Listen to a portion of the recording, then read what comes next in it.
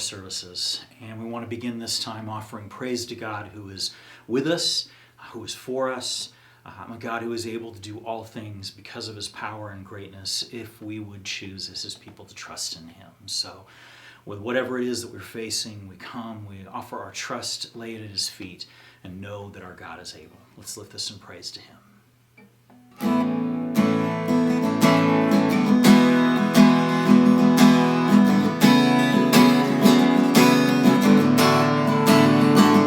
God is able, he will never fail.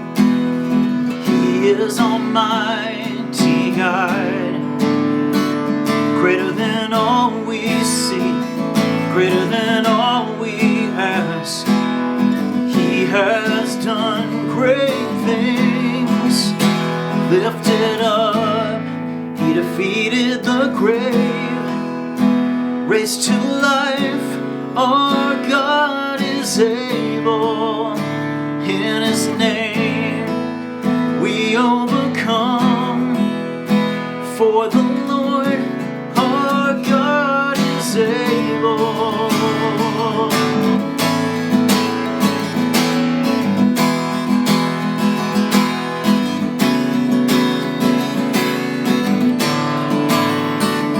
God is with us, God is on our side, he will make a way.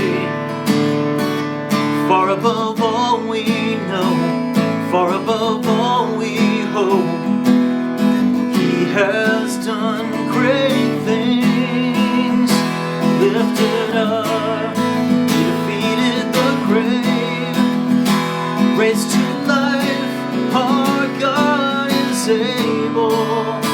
In his name we overcome. For the Lord our God is able.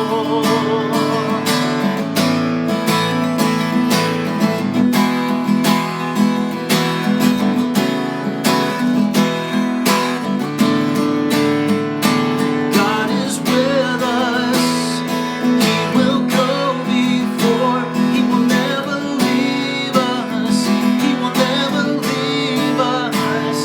God is for us, he has open arms, he will never fail us, he will never fail us. Lifted up, he defeated the grave, raised to life, our God is able. In his name we overcome.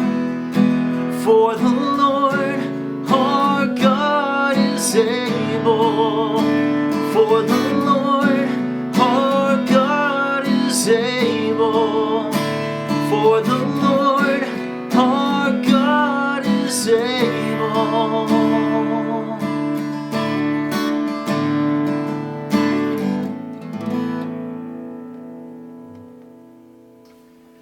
After the song, we want to move into our time of communion. And to do that, we're going to be singing this song, Holy Yours.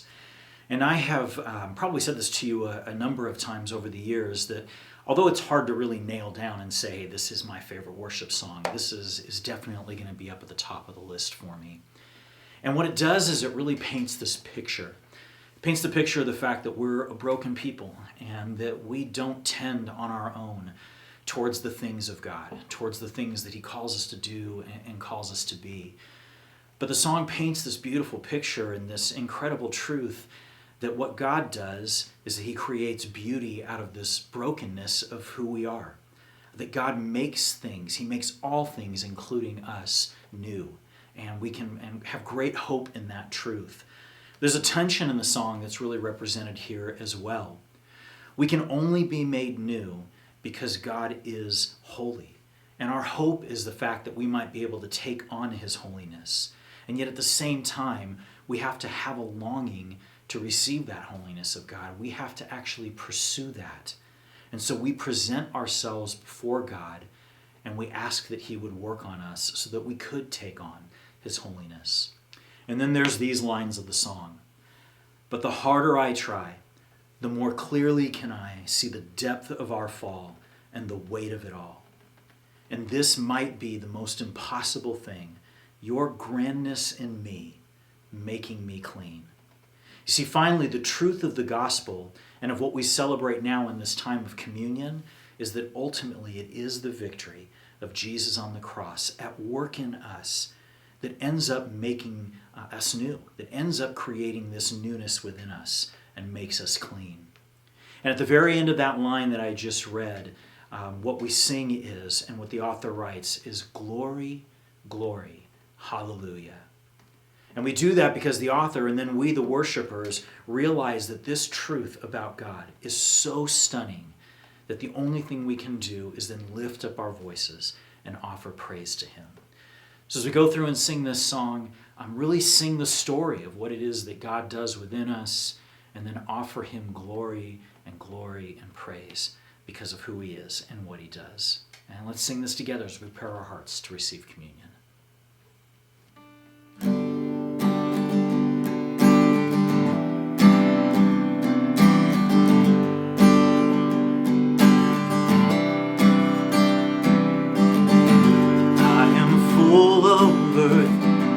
Are heaven's worth. I am stained with dirt, prone to depravity. You are everything that is bright and clean, the antonym of me. You are divinity, but a certain sign of grace is this. From the broken earth, the flowers come, pushing through the dirt. You are holy, holy, holy. All heaven cries holy, holy God. You are holy, holy, holy. I wanna be holy like you are.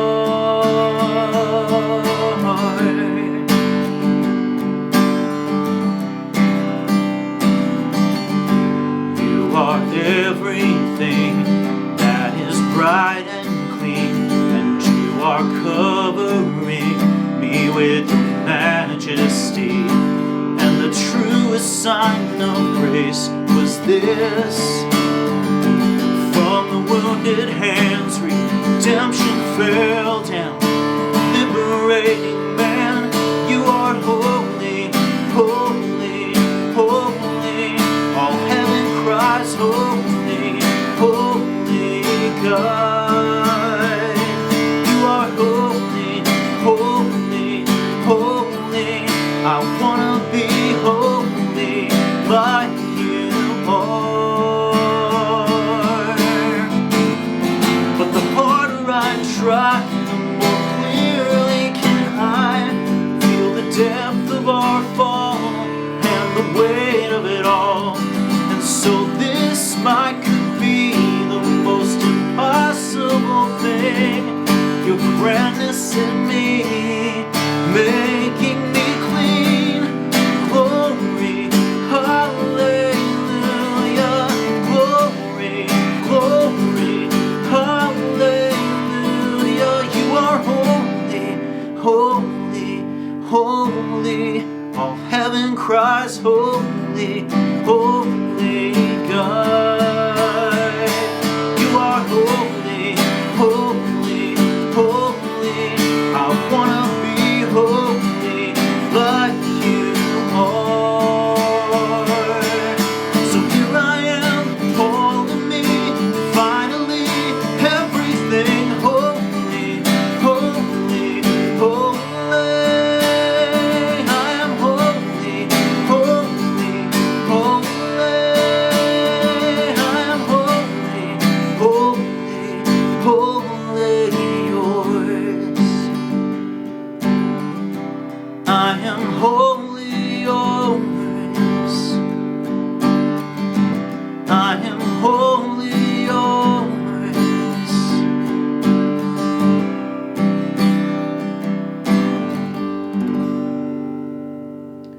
And Father, we are grateful for your holiness that you displayed so perfectly on the cross. And God, we come before you as broken people needing to be made new. And so we're grateful that you would open up your holiness to us, that you would cover that, cover us over in that in your majesty. And that, God, we would be able to come before you and just sing glory because you've made us clean. And God, we recognize that the end of that gift that you have given us is a call for us to offer ourselves wholly and completely to you. So God, as we prepare to receive communion this morning, we do that. We come before you as a God who has loved us completely, and we ask for your strength to be able to then offer ourselves to you completely, wholly yours, because you're worthy of that. We do that today. We take this communion in remembrance of you, Jesus. Amen.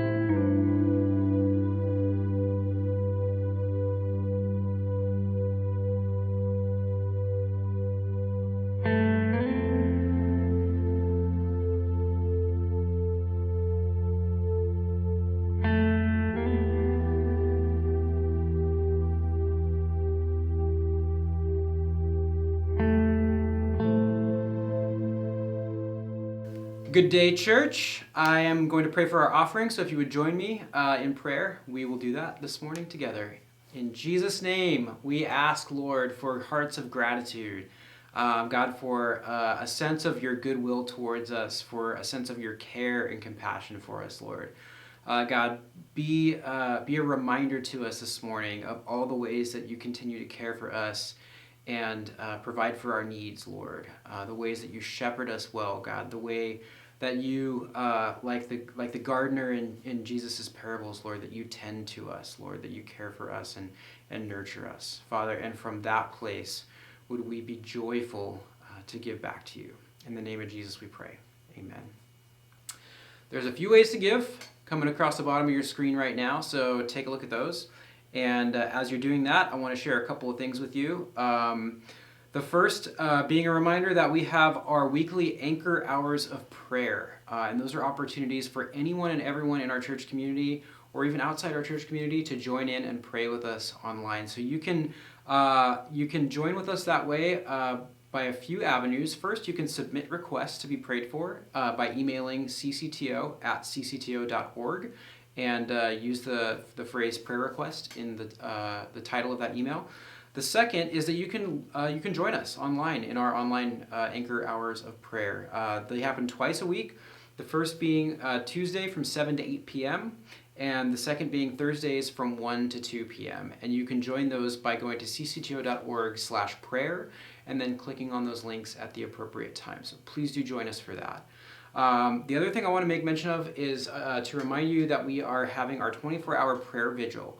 It's going to take place on November 21st and 22nd, starting at 9 a.m. and ending at 9 a.m. So we'll have 24 hours of consistent prayer in our church community. The way that you can participate is by signing up for a 30-minute block of that time to contribute prayerfully to that. So please join us in that. The way that you can sign up is by clicking the link in the description of this video and filling out the form there that lets us know what time that you would like to join us in prayer. If you have any questions about that, don't hesitate to reach out. You can reach us at ccto@ccto.org.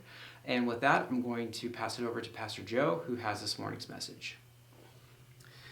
So we've been studying the words of Jesus on the night that he would be arrested, he would be crucified, and it's all recorded for us in the Gospel of John.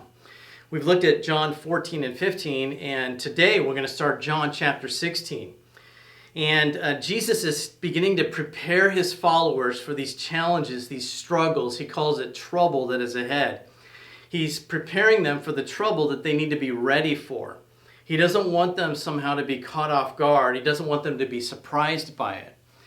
I don't know if you remember the movie Gladiator, but there's a scene in there where Maximus is in the Roman Colosseum, and they're going to fight to the death, for the entertainment of the crowd. And there's some other prisoners that are also there in the Colosseum, and they're waiting for something or someone, and they don't know what or who or what it's going to look like to come right into the gates of the Colosseum.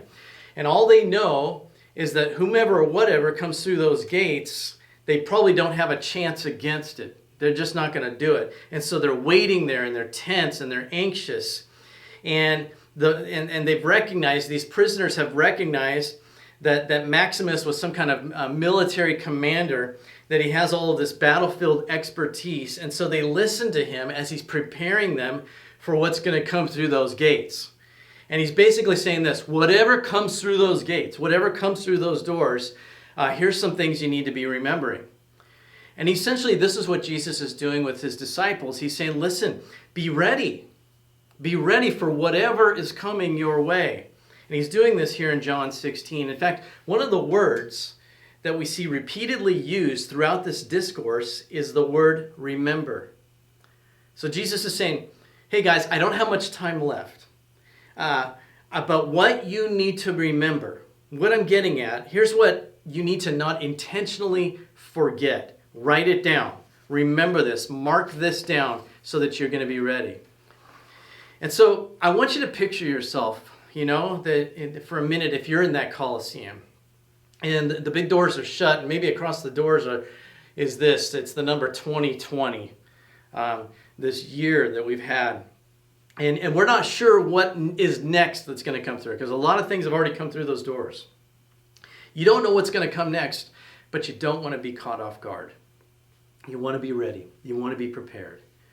And so Jesus here is going to talk to his disciples about, why he's having this hard conversation with them. I mean, we've already seen it in this series as we've looked at the last couple of chapters. Jesus is essentially telling his followers, he's telling them things that they don't necessarily really want to hear. Because, Jesus was a preacher. And that's part of what a preacher does. A preacher says things that people don't want to hear, because if a preacher is always saying things that people want to hear, then he's not really preaching, he's just talking. And so Jesus is a preacher, and he's saying the truth here to them, even though it's an uncomfortable truth. And he's going to say why here in verse 1 of chapter 16. Verse 1, all this I have told you. Okay? All these things that I've been telling you, and you don't necessarily want to hear, all of this I have told you so that you will not fall away. We're talking about all this right now, guys, so that you won't fall away later. Some of your translations maybe use the word stumble, so that you won't stumble. And so, if you're the disciples, you've been walking with Jesus for 3.5 years, and through those 3.5 years, he was always with them, and things went pretty smoothly, because when there was a challenge or there was a struggle, a difficulty, Jesus was there, and he would take care of it. But now, their journey is going to go in a completely different direction. And Jesus has said to them already, I'm no longer going to be with you. And he's warning them, about what might make them stumble. So he's saying, look, if you're walking along and things are going well, there's going to be some things that may cause you to get tripped up. What are those things that cause you to get tripped up? What is it that causes you to stumble? Like if you're walking along and maybe you're going down a sidewalk and all of a sudden you stumble, okay? Invariably, you will always go back and go, what is it that I just stumbled over? Because I didn't expect that to happen. What was that? And this is what's going on right here. Something is going to make you trip up. You got to wonder what it is. This is what Jesus is doing for his followers. He's saying, listen, there's some things in the path that you need to be prepared for. And what causes you to stumble, it's not the thing in your path. It's that you just didn't know it was there. That's what will cause you to stumble. It's like going through the house in the dark and you trip over something because it's out of place. It's not supposed to be there. You didn't know it's there. If you knew it was there, you would have stepped over it. You'd have been aware of it. And so this is what Jesus is doing. He's going to warn them about what's in the path, about the obstacles that they can expect. Because if they can expect it, then they can deal with it. But if they don't expect it, they didn't see it coming, if it surprises them and it catches them off guard, well, they're going to be much more vulnerable and even more vulnerable to falling away is what Jesus is saying. So he's saying, I'm not telling you these words to discourage you. We're not talking about these things so that you're going to live in anxiety and have a bunch of fear in your life, or you'll be filled with uncertainty. I'm talking to you about these things right now because I don't want you to stumble or be caught off guard. And then in verse 2, he gets a little more specific about what's coming their way, and they need to be ready. He says, they will put you out of the synagogues. Okay, you're going to be kicked out of church, the place where you want to be accepted, the place where you find friends. You're going to be expelled from the church. And then he goes on, and the time is coming when anyone who kills you will think they are offering a service for God. Anyone who kills you. Jesus, did you mean to say that? Anyone who kills you? Didn't you mean to say anyone who attempts to kill us? Because it sounded like you said anyone who kills us. So, man, they're getting a dose of reality here, and you can imagine the silence kind of coming into this conversation. Jesus is speaking to his disciples here about being killed. And he's saying, listen, the day is coming when some of you will be killed. And then in verse 4, he ends this little part by saying, I have told you this, so that when their time comes, you will remember that I warned you about them. I'm telling you these things now so that when it happens, I don't want you to think, well, Jesus didn't know this was going to happen. I don't want you to interpret the circumstances and difficulties that are going to come as some kind of indictment on the Father. Jesus is saying, I don't want you to think that this has caught me off guard, because it doesn't catch me off guard. Don't interpret these circumstances or the difficult things in life as evidence that I'm not in control or it wasn't, part of my plan, or I don't know what to do here. I'm telling you these things now so that when they happen, you have trust in me and your confidence in me does not waver. And so he's warning them so that when it happens, they can look at each other and go, oh yeah, remember guys? Remember when Jesus said this would happen? Don't get discouraged. Don't be thrown off by this. Don't let this make you stumble. I mean, he said it was going to happen. He said, I'm telling you these things so that you'll be ready when they come later. It's kind of like why the pilot comes on the intercom and says, we're getting ready to hit some turbulence, okay? Tray table's up, time to buckle up. You don't go, hey, you woke me up, why are you telling me that? No, you're appreciative of it because he's making you ready. And Jesus, I'm having this conversation so you won't stumble. The New Living Translation says, I've told you these things so that you will not abandon your faith, so that you will not lose faith in me. And, we talked about this word, some weeks back about putting our full weight onto something as we move forward. And Jesus is saying, I'm telling you this now so that when things go differently than you expected, you can still put your whole weight on me. You can trust me. You don't abandon your faith. You don't lose your faith in me. And, and I think this happens oftentimes in the church.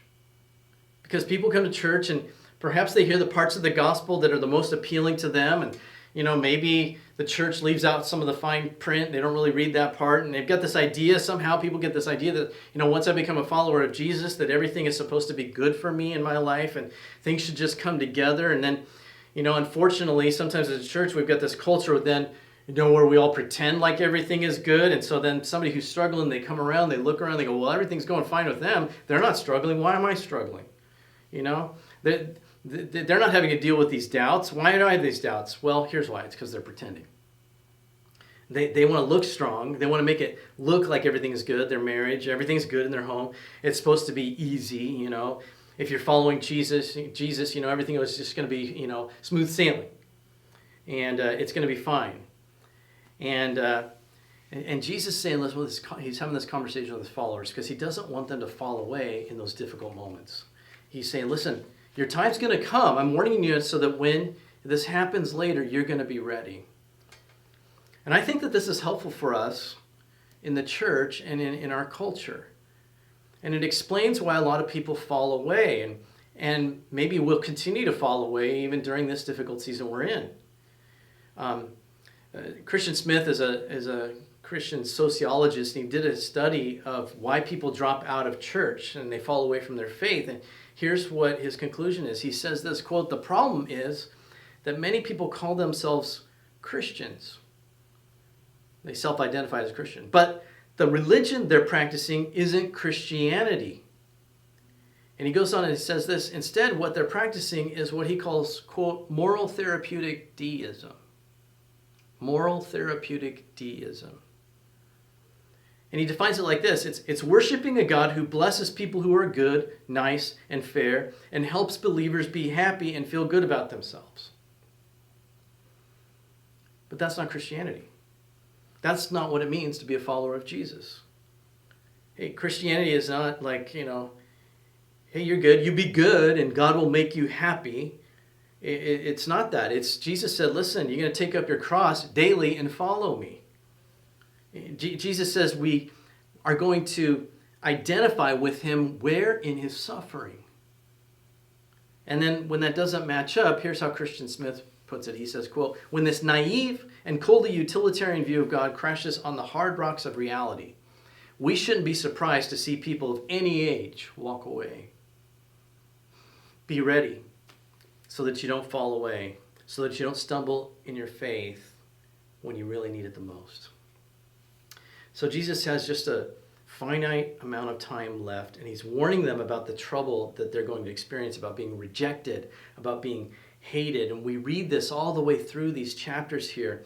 And as you're reading these things in chapters 14 through 16, you're kind of waiting for these final words to kind of turn the corner. If this was a locker room talk and Jesus is getting ready to send them out on the field, you just keep ready for him to say something like, hey, I know it's going to be tough, but you know what, guys? You can do this. You got this. But he never does that. He never shifts and say, here's what's going to happen. You guys have this. Don't worry. You can do it. You're trained. You're ready. You're strong enough. Now let's go. If you can dream it, you can do it. Peter, maybe make up some t-shirts that say that. Let's do that, because if you can dream it, you can do it. And let's make that happen. But that is never the message of the gospel. It is never, you can do it. You've got this. It's never, you're strong enough and you can deal with this yourself. The message of the gospel is simply this. You can't, but God can through Jesus. That is the message of the gospel. That is the good news of the gospel, that it really isn't good news until you really recognize that to be true. You know that? That when you finally recognize that you can't do it and that you need help, that's when the gospel becomes good news. So Jesus gets them to this place where I think they're starting to realize that, that's part of the point of this conversation. He doesn't have a lot of time left. He's going to leave them. They're going to be on their own. And the worst thing that could happen to them right now would be to have this kind of false sense of confidence that says, yeah, we can do this. That'd be the worst thing. Because you know what? They can't. And so as they're walking along, they're listening to Jesus talk. I think they're probably reaching a point where they're saying, where they recognize, I don't got this. You're leaving, and this is going to happen to us. I need help. Exactly. And that's where we're getting somewhere. Here's what I want us to understand today, if we just take away this one thing. That perhaps the most spiritual thing you can do is say, I don't have this. I need help. that perhaps the most spiritual thing that you can say is, Lord, I can't do this, but I need your help. And I don't think we're very good at saying that. We're not very good at expressing it. We want to do it on our own. But when I finally say, I don't have this, I can't do this, I need help, this is where God meets us. When you stop making excuses and you stop blaming other people and the circumstances, and you're just honest about the fact that you can't do it, that you need help, that's when God meets you. Paul talks about this in 2 Corinthians chapter 12 when he says, when I'm weak, I'm strong, because in my weakness, the power of Christ works in through me. It has margin to show off. So I don't hide from my weakness. I delight in my weakness, because when I am weak, this is what Paul says, then I am strong.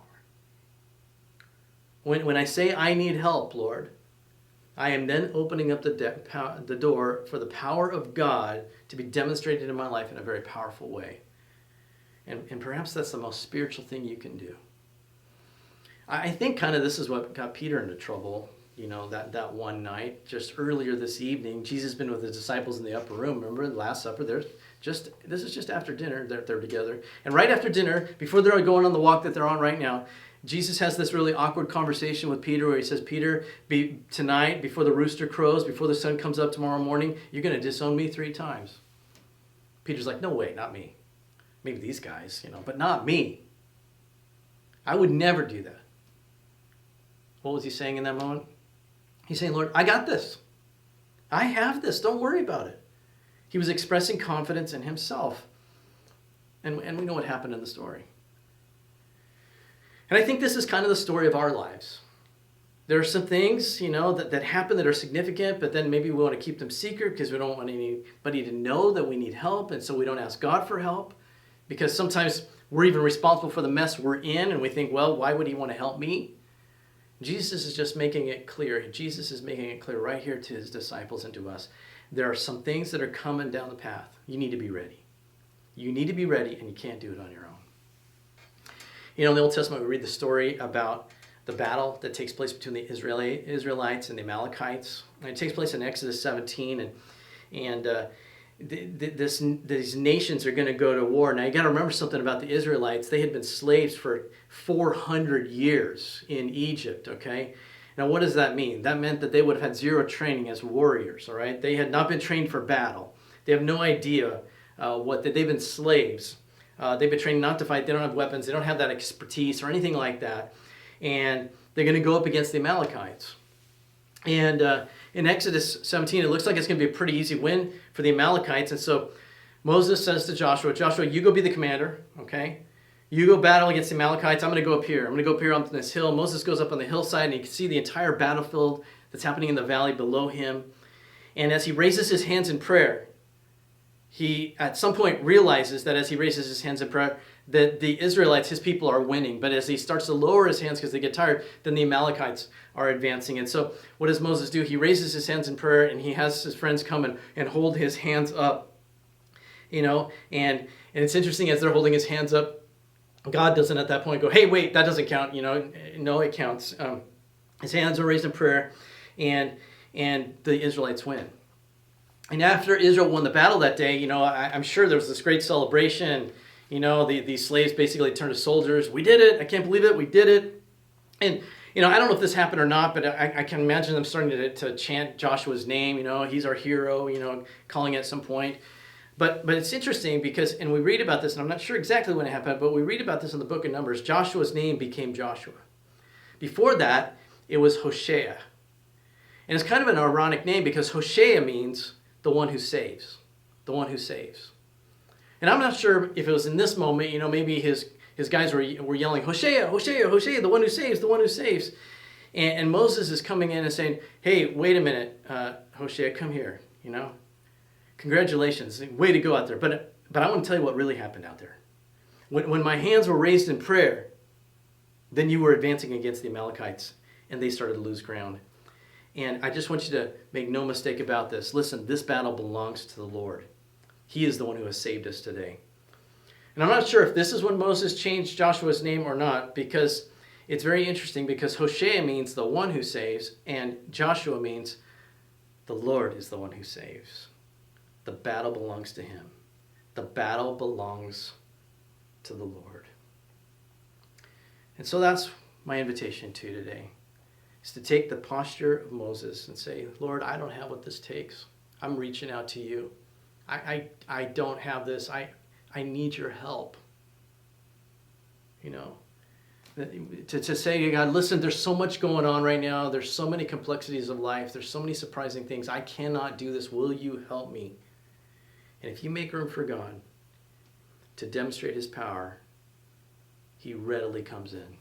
Father, I thank you that you love us enough, that you give us these warnings. Father, not as a way to make us be fearful or anxious, but a way to encourage our faith, so that when difficulties come, when surprises come our way, we can know that you knew that it was going to happen. It didn't catch you off guard. You're not out of control. And so, Lord, I pray today that you would give us the confidence, despite the uncertainty that surrounds us at all times, that you give us the confidence today, not a confidence in ourselves, but in you, in who you are, and in the work you want to accomplish in and through us. And we pray this in Jesus' name. Amen.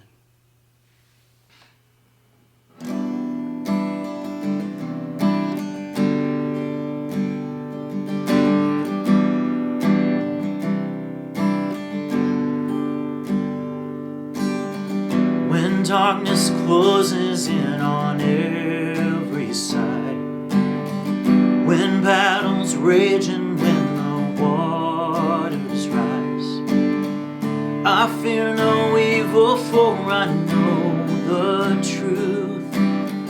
Nothing can separate my heart from you, 'cause there's no weapon stronger than your love.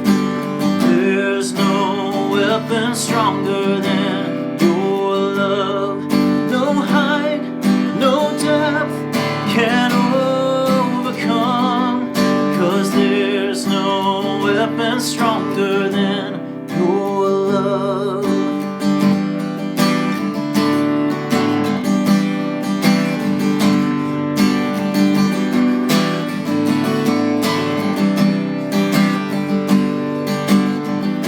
Say that faith can make the mountains move, and nothing is impossible for you. I fear no evil, for I know the truth. Nothing can separate my heart from you, 'cause there's no weapon stronger than your love. There's no weapon stronger than your love. No height, no depth can overcome, 'cause there's no weapon stronger than your love. A mighty fortress, a shield around me, the power of heaven in your mighty hand. You go before me, you won my victory, and in this promise I forever stand.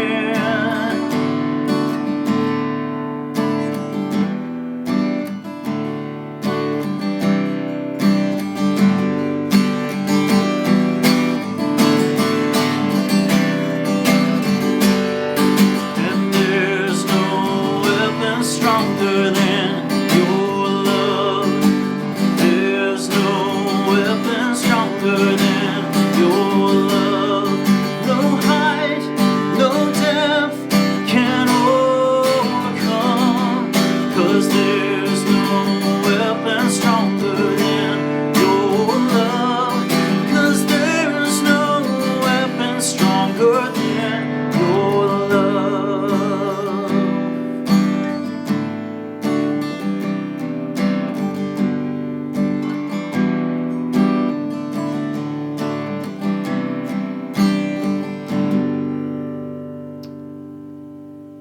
And may you go today and this week living in the strength of God's love. God bless you. Have a great week, and we'll see you next time.